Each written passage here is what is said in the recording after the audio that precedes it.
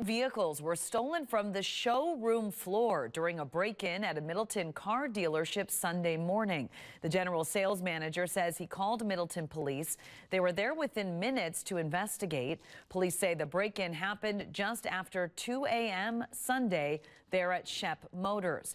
Two men broke in wearing masks, dark gloves, and clothing. The suspects stole a 2023 Dodge Challenger Hellcat and a 2016 Chevy Corvette, in addition to license plates. We had a 2016 collectible Corvette stolen that was already bought and paid for.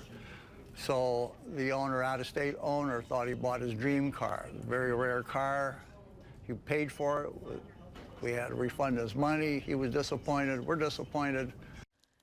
Shep Motors is now offering a $5,000 reward for information that leads to the arrest and recovery of the two stolen vehicles.